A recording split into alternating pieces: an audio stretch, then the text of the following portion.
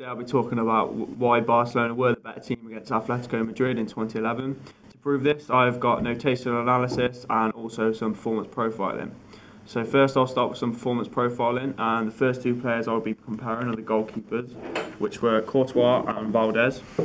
To compare them, I chose three areas to assess them on, which was saving, reactions and positioning, and gave them each a score out of 10 on each area, so then they'd have an overall score out of 30, 30 obviously being the best and 0 being poor. From the analysis, Courtois got an overall score of 26 and Valdez got an overall score of 24. This was due to the fact that Courtois had better reactions. He was a lot quicker to close down and made a quick save for one of Messi's shot before his own player scored an own goal. But for Valdez, there was a chance for him to react, but he was flat-footed, didn't move at all also when there was a shot which hit the crossbar. Overall, Courtois was the better player because he was mostly well positioned. He'd got better reactions and got down a lot quicker. But Valdez was flat-footed for a lot of the time, especially when they got one shot off and hit the crossbar. Courtois did make some good saves, but however, because he conceded 3 in the first 20 minutes, Valdez was better saving ability in this game. The next player I will now be talking about are two centre-backs, which were Sergio Busquets of Barcelona and Diego Godin of Atletico Madrid.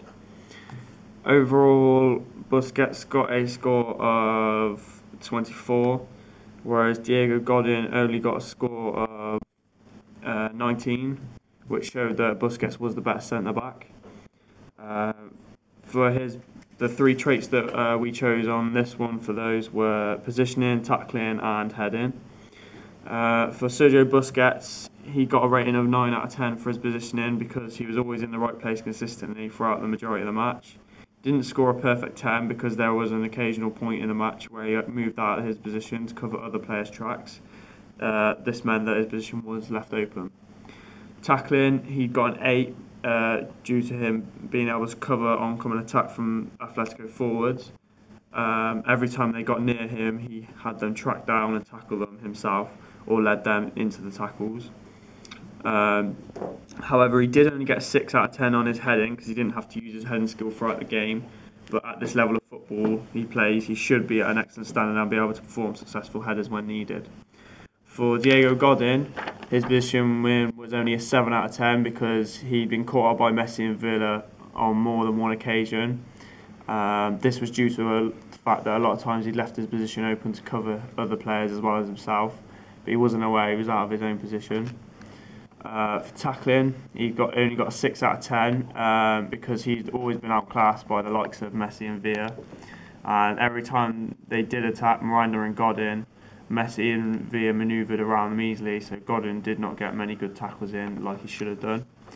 And for heading, Godin only got a 6 out of 10 because he'd rarely had the head of the ball. But again, at this level of the game, he should be successful at it and clearing effectively. Okay, so next player I'll be talking about is the midfield. I'll be talking about Fabregas and also Gabi. So Fabregas' overall score was 24 and Gabi's overall score was only an 18. 3 areas that we assessed them on were dribbling, movement and passing. For Fabregas, his dribbling was very good. He got a 7, but there were some times where he did lose possession. He got an 8 for movement, as his movement was really good. Always made sure to get in the right space and always in the right position to play good balls. And his passing was a 9 because they were always accurate and they always went to his teammates, which again led to his movement.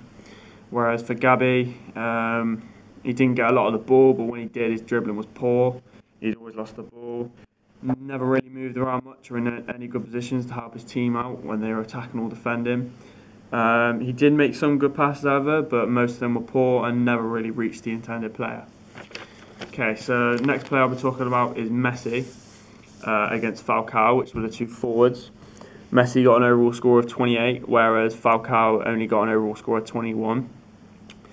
Messi played better because he had a better team helping him keep the ball and giving him chances to score goals. Also, when he did have the opportunity to score, have a shot, they all resulted in a shot on target or a goal.